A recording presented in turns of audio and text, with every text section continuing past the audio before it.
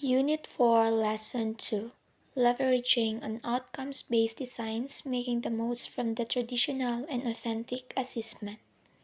Objectives. At the end of the lessons, you will be able to examine the essential ideas of outcome-based assessment, differentiate traditional assessment from authentic assessment, and evaluate the efficiency of both traditional and authentic assessments in light of outcomes-based design.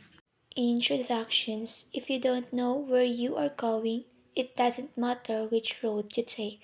It is according to Lewis Carroll's Alice in Wonderland. Lewis Carroll's idea challenges everyone of us to be certain about the things that we want to achieve, regardless of our varying contexts in life. Knowing our respective destinations would mean carefully planning the journey in order to safely arrive there, probably in the most convenient and efficient way. The fundamentals of outcomes-based education and tertiary education's clarity of intention is being addressed using outcomes-based educations, or OP. Outcomes are clear learning results that we want the pupils to manifest after significant learning experiences, and it is also our actions and performance that express and reflect pupils' competence through the use of content, informations, ideas, and tools appropriate and successfully. So we have a clarity of focus, means that all instructionals, input, and processes are designed to achieve such including the curriculum designs, instructional deliveries, and assessment tasks. Second, expanded opportunity. This means the provisions of multiple opportunities for the pupils to acquire and demonstrate at a very high level whatever they are ultimately expected to learn. Third, high expectations have nothing to do with the bell curve. That is, expectations and results are not exclusively anchored in paper assessment, which is in most cases is narrow, shallow, and hollow. Superior results means that all pupils are able to significant things well at the end. Design down. Backward design is the name of a game. It is according to Stephen Covey famously quipped, begin with the end in mind. Here's the teacher as instructional designer should and see plan things backward. The figure below illustrates the usual way of planning instructional intervention. First, outcome, second, instructional task, and third, assessment. Thus, when the vital idea is recognizing a well-defined outcome is to use demonstrations verb or verbs that define which processes the pupils are expected to carry out at the end.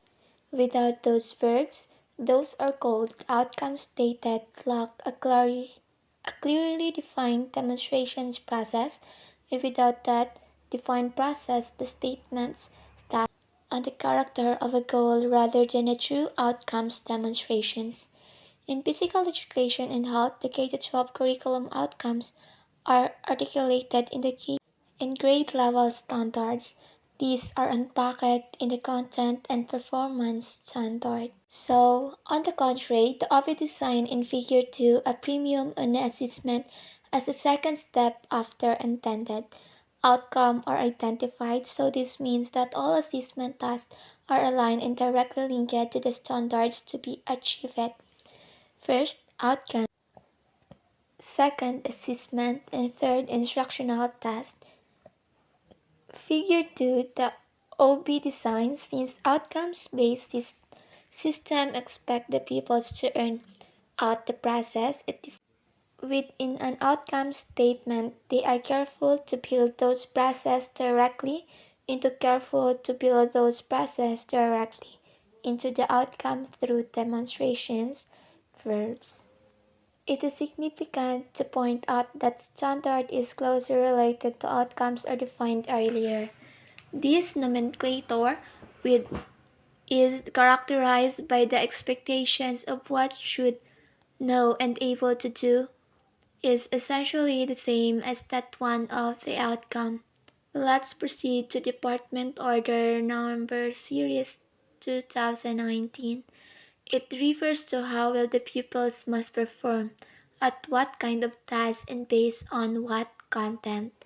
In K-Stage 1 of the Philippine Educations, the standard expected outcome is for the pupils to demonstrate understanding of body awareness, space awareness, and quality of effort and movement relationship through participations in enjoyable physical activities. Using the principles of outcomes, it is crystal clear that clarity of focus, expanded opportunity, and high expectations are seen in the above articulated standards. The principle of design, down on the other hand, will only manifest in the way the teachers articulated the instructional designs. Regardless, the OB design should be employed in both traditional and authentic assessment. So here are traditional assessment refers to the conventional method of teaching which usually produce a written document such as quiz, exams, or papers. It involves assessment tools that are primarily focused on the attainment of intellectual abilities and cognitive skills. It is according to Kalistikan and Yagatar 2000. So, it more focused on the pupils' scores and performance, Nigel Dula 1993. Large-scale assessments such as NAT, PESA, TIMSS, and C-films are examples of this. Usually of the traditional classroom, assessments include multiple choice, identification, matching type, true or false, and the like. So let's proceed to purposes of traditional assessment. Evaluate pupils. Traditional assessment is mainly administered to gather academic data to be used for evaluate purposes. Second, rank pupils with accessibility of assessment data is usually given higher emphasis rather than performance. Third, feedback of evaluation result. Once the teachers are done with the evaluation processes, it is now time for them to report the result of the evaluations. So here are the strengths. First, reality. An assessment tool is reliable with it measures what it is supposed to measure. This is one the primordial strength of traditional. Second, validity. Traditional assessment becomes valid only when it answers the following questions. First, what is to be measured? Second, how consistently it is measured?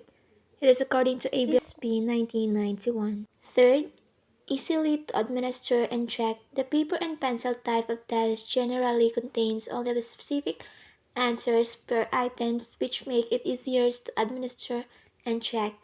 So we have a limitations. First, individualities. Traditional assessment is mainly designed to measure learning on an individual basis. The pupil may find it difficult, especially during the quarterly assessment, because of the depth and breadth of content. Second, competitions. As mentioned above, 21st century education promotes collaborations among the pupils. However, traditional assessment is limited only to individuals during pupils could start and cultivated competition among the other pupils. Let's proceed to authentic assessment. This type of assessment is premised on the idea where the pupils reflectively appear their newly acquired knowledge, skills, and even attitudes to be unused situations or environment, aiding them to better understand and navigate the realities that surround it. An assessment is considered authentic. It is allows the pupils to engage themselves in creative learning opportunities that test their learned competences. With regard to its features, Janish, Liu, and Akrofet 2007 emphasized the idea that authentic assessment is mainly based on constructivist perspective of learning, wherein the interplay of the pupil's material and content affect the learning outcomes. Day 2007 identified the following cardinal rules in the planning and implementing assessment. First, determining the skills and achievements that pupils will develop. To ensure that an assessment is valid, it should always be granted on the curriculum standard and learning competencies. Second, elaborating the tasks that the pupils will use to demonstrate their skills and achievements. The success of any assessment activity, may it be formative or summative, depends on the intended goals and outcomes. So third, determining and culminating scoring rubric for evaluation. In every activity that the pupils have to do, they must be guided by how they will be graded. Fourth, identifying proof for supporting decision. If possible, the teacher in basic education must always elaborate on why the pupils ended up with their scores. 5. Improving educational instructional programs. Finally, the authentic assessment must always address the improvement of educational outcomes. So let's proceed to the strength. Authentic assessment are direct measures. The main idea behind authentic assessment is for the pupils to use in real life what they have learned inside the classroom by immersing the pupils through various authentic tasks. Second, authentic assessment capture the constructive nature of learning.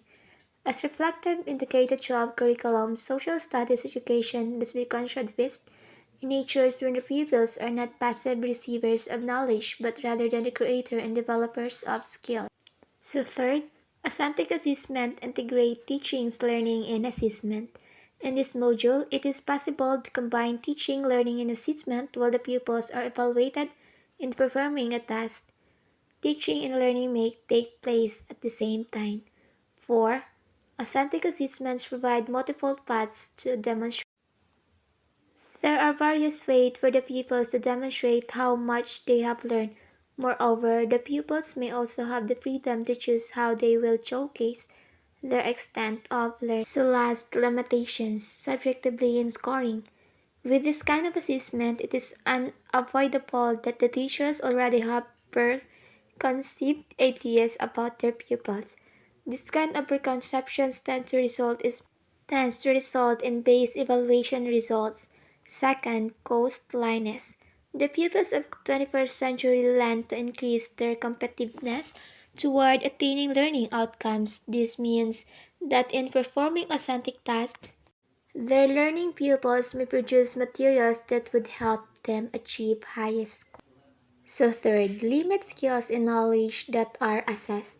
Another limitation of authentic assessment is in it only focuses on what is required. Fourth, time constraints. It is apparent that when the pupils have to perform, they should also be given enough time to consolidate their concept and practice. So that's all for today. Thank you.